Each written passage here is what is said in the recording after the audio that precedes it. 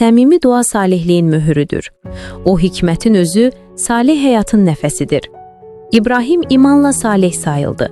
Lakin bu salihliyin möhürünü Sadom və Homora əhalisi üçün yalvaranda vurdu. O layiq olmadığı düşünülən insanlar üçün belə Rəbbə dua etdi.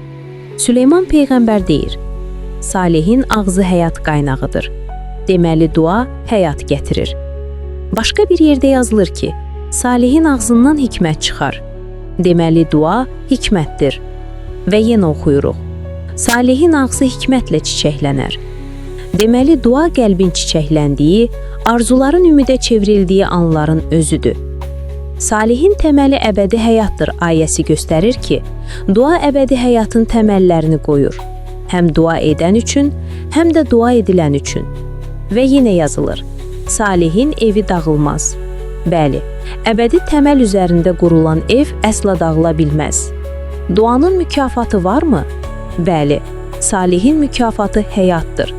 Deməli, duanın mükafatı Rəbdə əbədi həyatdır. Bəs dua edənin qəlbində nə baş verir? Yazılır ki, salihin evində xəzinə yaşar. Ağıllı bənna evini qaya üzərində tikir.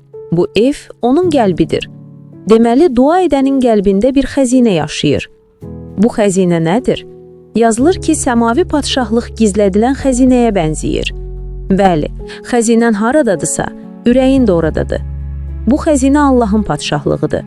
Deməli, dua edən insanın ürəyində Allahın padşahlığı yaşayır. Dua ilə hər gün bu padşahlıq çiçəklənir, pöhrələnir, yenilənir.